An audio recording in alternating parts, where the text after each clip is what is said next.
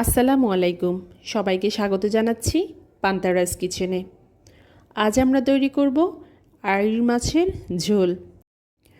প্রথমে একটা প্যানে তেল গরম করে পেঁয়াজ কুচি নিয়ে হালকা ভেজে তারপর রসুন বাটা আর আদা বাটা দিয়ে দিব।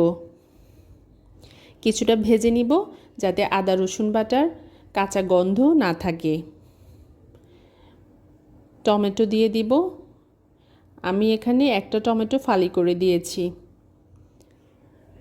পরিমাণ মতো পানি দিলাম কষানোর জন্য। ধনিয়া গুঁড়া দিচ্ছি, সাথে দিচ্ছি হলুদ গুঁড়ো আর লাল মরিচের গুঁড়ো। ঢাকনা দিয়ে কিছুক্ষণ রান্না করে নিব। লবণ দিচ্ছি স্বাদ মতো।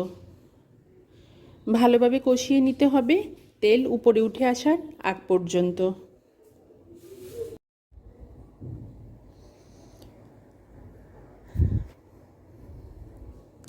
এবার মাছ দিয়ে দিব। মাছ দিয়ে ভালোভাবে কষিয়ে নিব, তারপর পানি দিব। এখন 2 মিনিট ঢেকে রান্না করব। তারপর মাছের টুকরোগুলোকে উল্টে দিব। আইড় মাছ খুব নরম এবং রান্না হতে খুব একটা বেশি সময় লাগে না, আর মাছে পানির পরিমাণও খুব কম লাগে। 5 মিনিট পর এখন মাছে পানি দিয়ে দিলাম।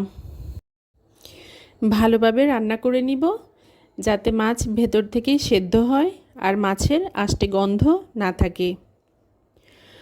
চুলার আগুন মিডিয়াম থেকে হাই হিটে রাখবো। এখন আমি দিলাম 5-6টি কাঁচামরিচ।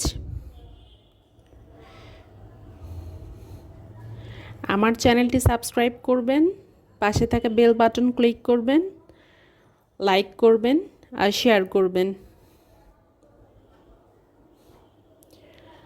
আমাদের আইড় মাছের ঝোল রেডি। এবার পরিবেশনের পালা। খুব ঘরোয়া একটি রেসিপি। আশা করি ভালো লেগেছে। সবাই ভালো থাকবেন।